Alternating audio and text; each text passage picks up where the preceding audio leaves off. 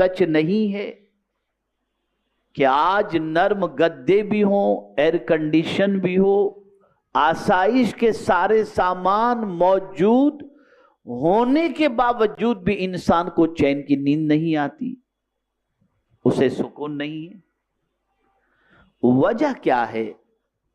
وجہ یاد رکھیے گا، جملہ بہت تاریخی میں آپ کے سامنے عرض کر رہا ہوں، اسے زندگی بھر یاد رکھیں گے تو انشاءاللہ بڑا فائدہ آپ کو پہنچے گا۔ چیزوں سے توجہ چاہوں گا، چیزوں سے یعنی گدا ہو، ایئر کنڈیشن ہو، ان ساری چیزوں سے یا اور بھی زندگی کے اندر جتنی بھی چیزیں آپ یوز کرتے ہیں، ان ساری چیزوں سے سکون نہیں ملتا، ان ساری چیزوں سے سکون نہیں ملتا، آرام ملتا ہے۔ کیا ملتا ہے؟ بولیے۔ سکون ملتا ہے اللہ کے ذکر سے۔ آرام الگ چیز ہے، سکون الگ چیز ہے۔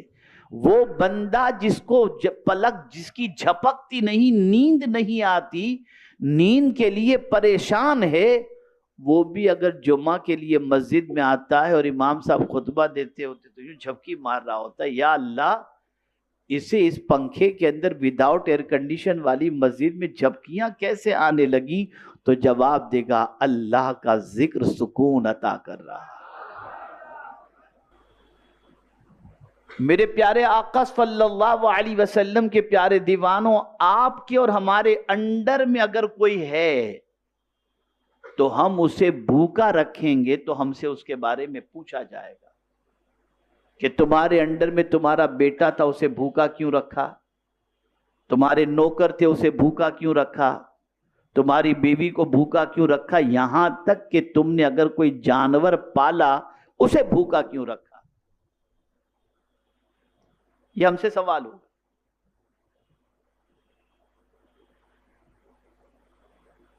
تو اب ہمارے وجود کے اندر بھی ایک چیز ہے جسے روح کہتے ہیں۔ اس کو یوں سمجھیں کہ جہاں جسم کی غذا ہے وہیں روح کی بھی غذا ہے، اور جس طرح سے جسم بیمار ہوتا ہے ویسے روح بھی بیمار ہوتی ہے۔ جسم بیمار ہو تو پتہ چل جاتا ہے، سر میں درد ہے جسم بیمار ہے، بخار بدن میں حرارت جسم بیمار ہے، میڈیکل چیک اپ کروایا کوئی بیماری نکلی جسم بیمار ہے، تھروٹ انفیکشن ہو گیا، کھانسی آ رہی ہے جسم بیمار ہے۔ یہ ساری بیماریوں کی نشانیاں ہیں جس سے پتہ چلتا ہے کہ جسم بیمار ہے۔ بات سمجھ رہے ہیں میری کہ نہیں سمجھ رہے ہیں آپ؟ بھئی جسم بیمار ہو تو پتہ چل جاتا ہے نا کہ نہیں چلتا؟ پتہ چل جاتا ہے۔ روح بھی بیمار ہوتی ہے تو پتہ چلنا چاہیے، لیکن ہم نے کبھی روح کے بیماری کا پتہ نہیں چلایا۔ ہم تو اسی فکر میں لگے ہیں کہ ہم زندہ ہیں، کھا رہے ہیں، پی رہے ہیں، موج مستی کر رہے ہیں، لیکن روح بھی بیمار ہوتی ہے، روح بھی بیمار ہوتی ہے۔ اب ایک تھرمامیٹر میں آپ کو بتا دیتا ہوں، جس طریقے سے آپ بخار ناپنے کے آلے کے ذریعے جانچ لیتے ہیں کہ آپ کو کتنا فیور ہے، ایسے ہی آج میں آپ کو بتا دیتا ہوں کہ آپ کی ہماری روح بیمار ہے، اس کا پتہ کیسے چلے؟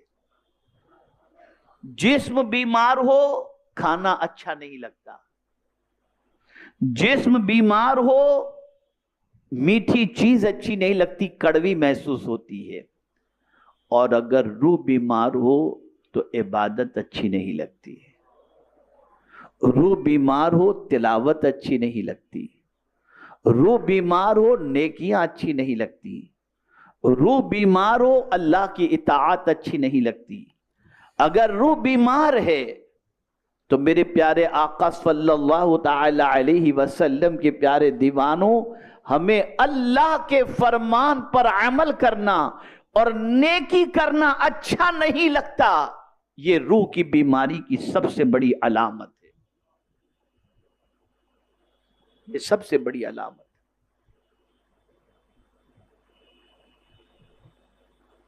अगर किसी को गुनाह में मजा आ रहा है और बेधड़क वो गुनाह कर रहा है, समझ लो कि रूह बीमार है, वो रूह को मर्ज के अंदर गिरफ्तार कर रहा है। अब समझें, जिस्म बीमार है तो उसका इलाज मौजूद है। डॉक्टर के पास जाओ, प्रिस्क्रिप्शन लिख करके देगा, आपको मेडिसिन के बारे में बताएगा, आप लीजिए, खाइए, आपका जिस्म ठीक हो जाएगा। अब रूह का इलाज क्या है?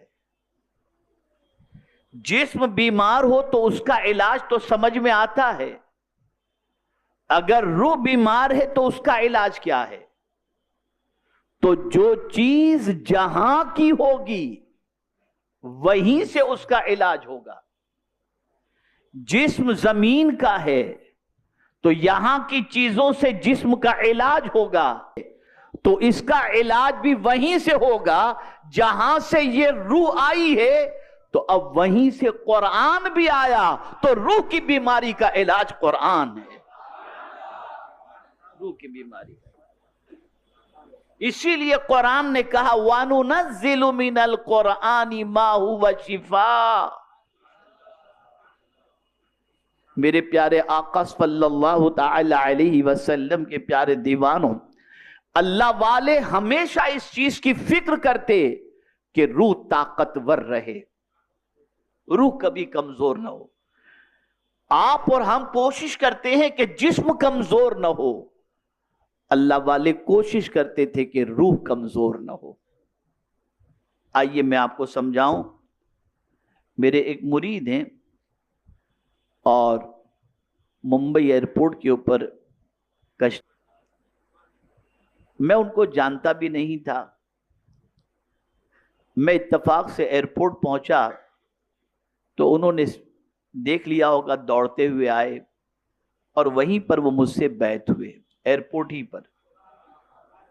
और फिर उन्होंने कुछ बातें जो उनको कहनी थी उन्होंने कही, और फिर उसके बाद कई मर्तबा हमारी मुलाकात मैक्सिमम एयरपोर्ट पर हुई।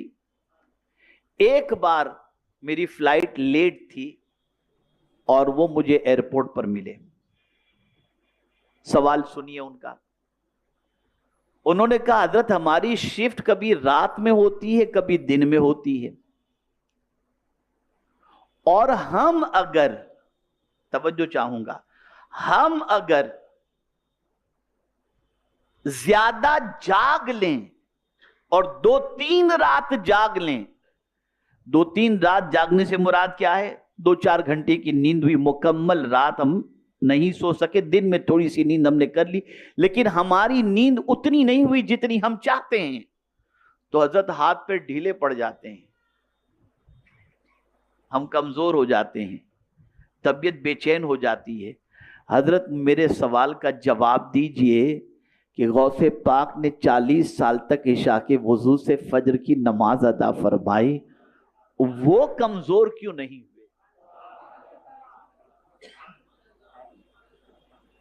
मैंने कहा, बेटे सवाल तो तुम्हारा बड़ा अच्छा है, बस फर्क उनमें और हम में ये है कि हम जिस्म को ताकतवर बनाते हैं, वो रूह को ताकतवर बनाते हैं।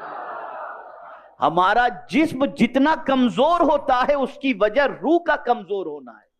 मेरे उस्ताद गिरामी उमूमी तौर पर यह फरमाते हैं, आदमी पहले बीमार नहीं होता, पहले उसकी रूह बीमार होती है, और जिसकी रूह ताकतवर होती है अल्लाह ताला उसके जिस्म को भी ताकतवर कर देता है, चाहे वो दिखने में दुबला पतला ही क्यों ना हो, लेकिन किसी पर निगाह डाल दे तो उसकी जिंदगी में इनकलाब पैदा कर दे।